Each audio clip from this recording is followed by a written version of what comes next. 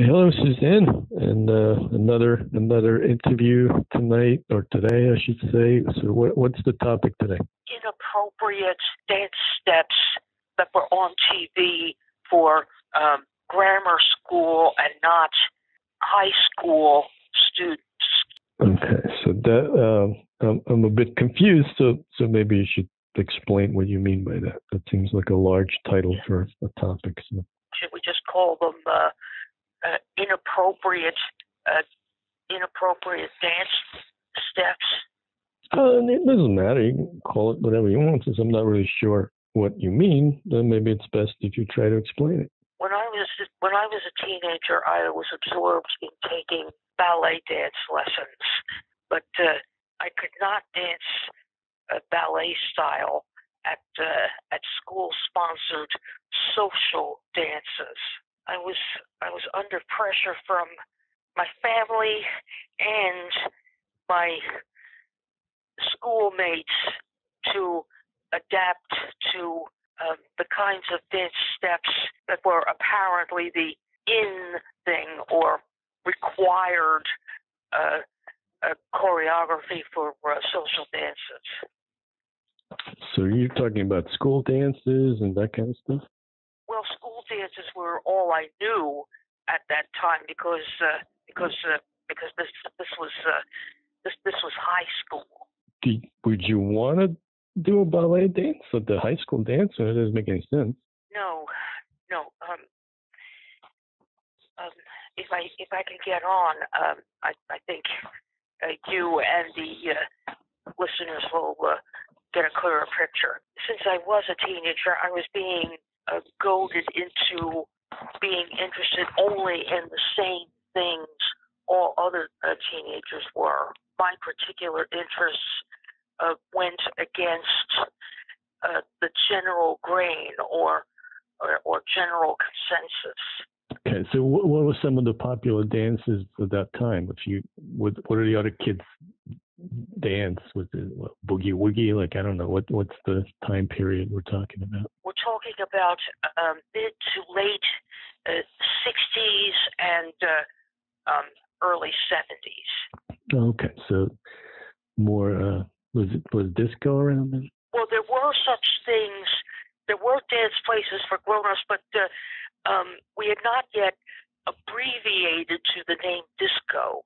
At that time, those social halls were called discotheques. Okay, well, I mean the same thing, just shorter or longer. Yeah, most of the TV I liked to watch was built around popular TV cartoons, and my father was a zealot against my concerning myself, so he said, with fantasy.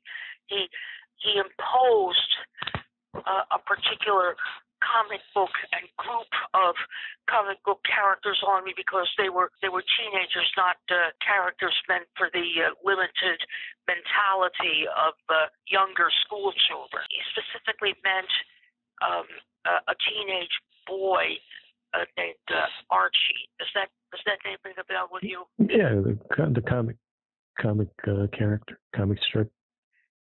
Yeah, and his buddies and rivals.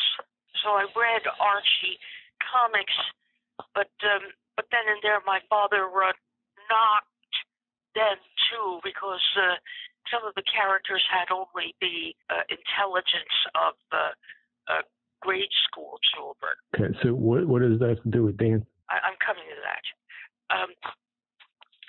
Around this same time, a TV series started called Archie Again and his friends and rivals, animated cartoon TV. Episodes were enough to fill a half-hour length show. But one of the features of the weekly installments was dance steps that were presumably fun and appropriate for people my own age to learn and do. So each program segment would have some dance step demonstrated not by real people, but by some of the fictional characters in the Archie and Friends group. Mostly the choreography was very exaggerated. There would be a song built around learning whatever dance step of the week it was. But like I said, the choreography was very exaggerated and very strange.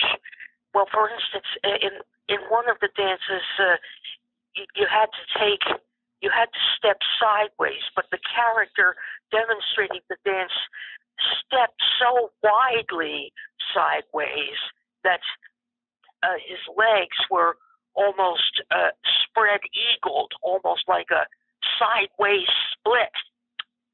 Let's see. What do you think they're meant for people to imitate and learn, or was this kind of like a humorous segment? They were emphasized as dance steps to learn and then do in social situations. So did any of your schoolmates actually do? I absorbed a number of these dance steps on TV, but because the choreography was exaggerated, or some of the dances had rather strange names based on topics from Archie and Company. Following the dance lesson, there was a song in which the character who had demonstrated the step was shown doing it again and again. I found out that to make better sense, I had to change the names of some of the dances, or change the choreography to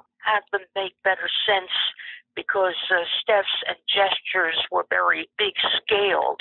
And at the social dances I knew, no one waved their arms or vocalized while dancing or making loud noises with their feet. The students who attended the social dances I'm thinking of never did any of the steps that were fostered on television.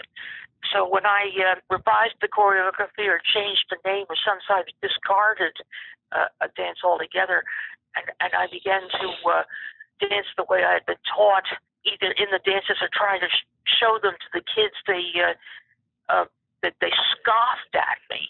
Now, did you tell them it's some? Did they know it's from the Archie TV series, or did that kind of, since you changed the name in the dance, maybe they didn't know what it was? They didn't seem to know anything about these steps that were fostered on TV.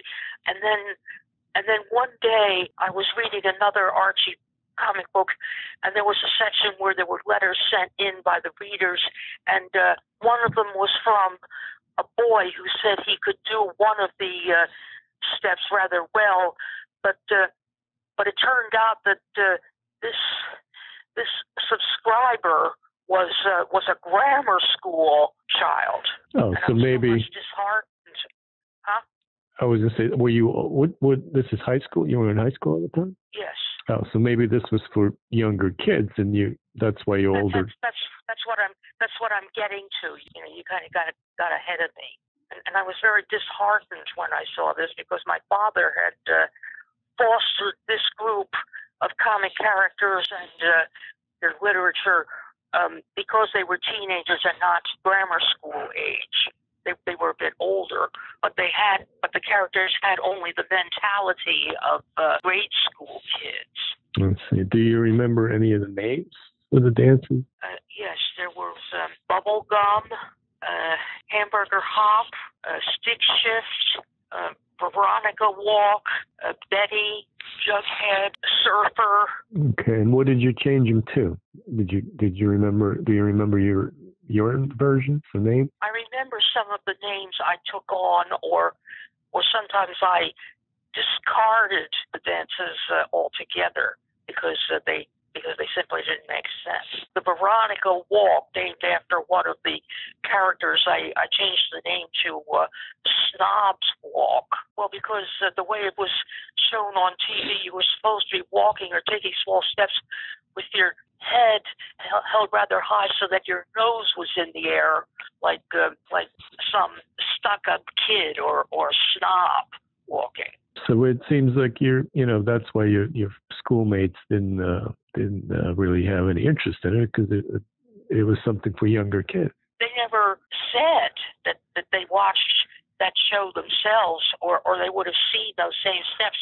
I also remember at that time when I was about to become a high school senior, we were told that all during our senior year, each member of my class was supposed to choose a topic for what was called a senior project, an area of study focused on more mature subjects and sometimes even involving the grammar school kids. I chose to play pieces of classical music for a third grade class, during which times they would write or draw their interpretations of the individual musics. I used classical music. Well, I also wanted my senior project to involve the whole upper school student body, dressed and danced in imitation of musical instruments, because there is a classical composition called the Young Person's Guide to the Orchestra. That is a symphony orchestra, not a social dance orchestra. It called for students in the upper grades to dress in costumes somewhat resembling the looks of symphonic instruments and doing the dance steps I felt were most appropriate. But the principal said to put on a staged recital like that required far more school hours than the specific number of hours each member of my class was supposed to be involved in for her project. My high school senior class was all girls. Well, that seems very ambitious, and it probably wouldn't be able to convince everyone to be into it, right? Well, the principal knifed the project because, like I said, it would have required more study and preparation hours than each senior was supposed to do at the maximum for her own project. Right. Yeah, I think I understand that. It seems like it would be a huge undertaking. Yeah. Well, since I was limited to doing only 50 to 60 hours altogether throughout the school term, involving the third graders in writing or artwork interpretations, and I could not show them the steps that I had seen on TV. When I attended the social dances, the students never did any of the steps I had seen on TV, or they didn't even do the dance steps fostered as the in movements for teenagers. They just shifted their bodies and shook back and forth. They moved any way they felt like, instead of going for regimented choreography. Well, why do you feel that they needed to be regimented? Because steps like the funky chicken and especially the twist were ones being fostered all the time. I was pressured to learn those movements and thus be, a carbon copy of the kind of dancer that the teenagers were supposed to be in social dancing. Like I said, when I was at the dances, the attendees never did any of the regimented steps that supposedly were compulsory. Well, why would you say compulsory? No one really cares how somebody dances in a social dance, right? You can do whatever you want. I went on with my own revisions or adaptations of the steps I had learned, hoping that the other students would catch on, but they refused to, and I was scoffed, I was teased, I was ridiculed. So in the long run, since I couldn't do the particular school project that I had wanted to do, involving school students my own age and grade range, that I graduated not having ever persuaded any of the students. In college, I went on doing some steps, but some ill-mannered students said, nobody dances like that. And I just gave up doing those steps because I couldn't persuade anybody else to follow my example. Right, but you said it yourself that those dances were for little kids, so you can't expect older teenagers to be doing the same thing. They're probably tough. No, that the steps I was shown that were demonstrated on the Archie TV show by other cartoon characters were meant for grammar school and not high school students until I saw that letter written by a grammar school student in one of the Archie comic books. And how old were you when that happened? I was 15 to 17. Okay, so by the time you were in college, you knew already, right? I was 18 when I started college. But by that point, when I said you knew that those dances were for grammar school kids. Yes. Well, I was greatly saddened because as a teenager I'd been pressured by one of my parents to watch a certain group of characters because they were supposedly teenagers, people my own age level, and that everything they did was meant to be emulated because it was meant for teenagers. And then I was disheartened to see letters written by grammar school kids, and that the cartoon characters I had been pushed into emulating had only the mentality of grammar school children. Did you ever think to ask what your classmates were watching? I didn't ask them because my father pushed me into watching some live action shows, or I was too busy with my school studies, my subjects, and especially I was stuck with homework in that I had to make school something that occupied my time almost 24/7. Let's see, but you never had a conversation with any of your friends from school, what they watch and what they are interested in? I couldn't. What do you mean? Well, like I said, when I saw these friends at school, it was during the school day when we had to go to all our different classes and the various topics of attention that there was little or no time left to have just in fun conversations. So there was no time during the school day for you to actually have a conversation with anyone during lunch or recess? Or? In lunch, all the students had assigned tables depending on what grades they were in, and also they were not allowed to interact with any of the students from any of the other grades. They had to stick to their own, and my classmates were so involved with sticking with just their own circles of friends, just their own established cliques, that they would save whole sections of our lunch table for specific students or the whole class, and I was left out, so that I could sit only at the far edge of the table where no one approached me or bothered to talk with me. At one point, the student council said, "Let's interact more. Don't be so cliquish about whom you converse with at lunchtime or at recess. Break it up, mix." So the grades were expected to intermingle with one another, but in time, the idea just broke down because the students insisted on their own established limited cliques.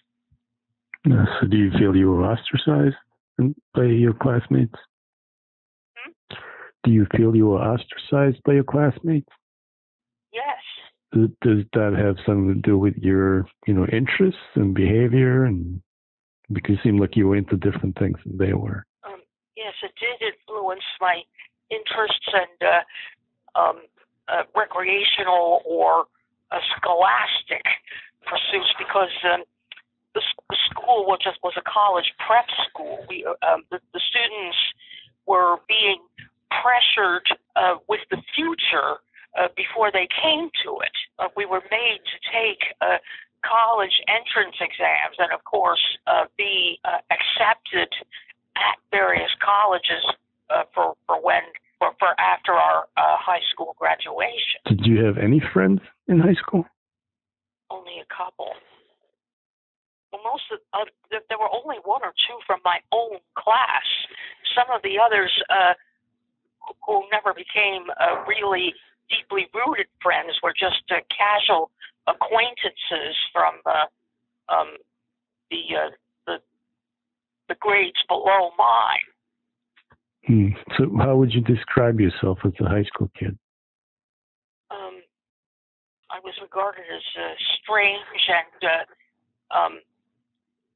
sometimes not only the grown-ups, but also the children themselves, my own classmates and students from some of the other grades scolded me for being in dream worlds of my own, and some of the self-appointed student experts would scoff at me the same way the older generation did by criticizing me for too much unrealistic fantasizing. It was bad enough by being criticized that way by grown-ups, at least a generation older, than to have people of my own generation scoffing me the exact same way. So how'd that make you feel?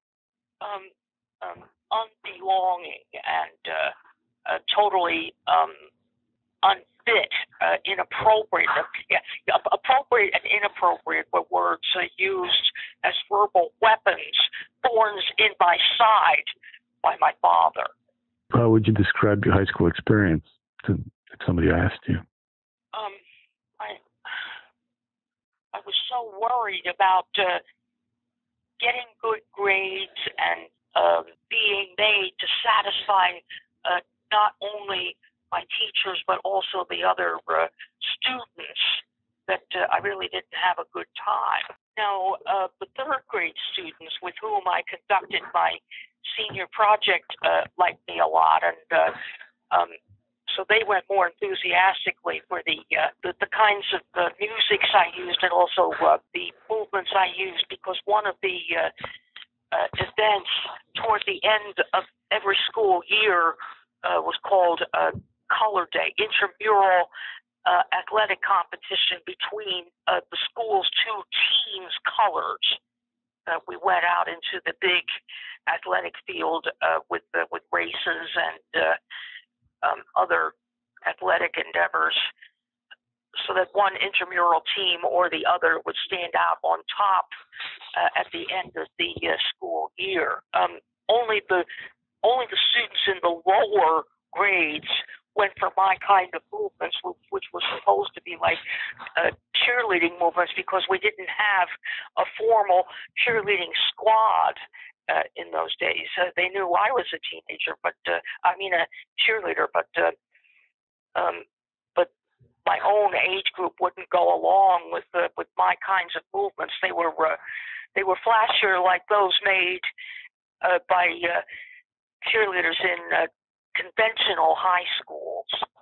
See, so I think I understand now what you meant by your long intro title, because you were talking about the moves that were inappropriate because your classmates didn't find them appropriate, right? Well, either my classmates denounced them, or even my father, who had pushed that particular cartoon character group on me, then began knocking them. One live TV series, which he goaded me into watching, was the Patty Duke Show. Do you remember that? I know what it is. I mean, it's a little before my time, but... Yeah, well, in time there were reruns of it when I was long past adult threshold. First, my father goaded me to watch TV programs about other teenagers, and then sooner or later he scoffed at them and discouraged me from going on with watching the Berry programs and identifying with the Berry groups of characters that he had pushed me into to begin with. Now, how old were you when he suggested you watch Archie and Buzz Company? I think I was 13 to 14. Okay, so is it possible that by the time you were a little bit older, he felt he should have moved on to something more, for older kids? Yeah. I ended up discarding all those TV fostered dance steps supposedly originated and certainly demonstrated by those cartoon characters. I gave them up, but I still never quite moved the same way when it came to social dances. Right. Okay. So did we cover that topic? I think you explained what it means. It was a little confusing in the beginning, but I think I understand what you mean now. When I crossed from teenage to my 20s, then they were fostering the steps associated with disco rather than the word discotheque, particularly the hustle. Okay. So now all of a sudden you have these regimented steps that called for mixed couples to learn and also hold on to each other. You didn't find that appropriate, or?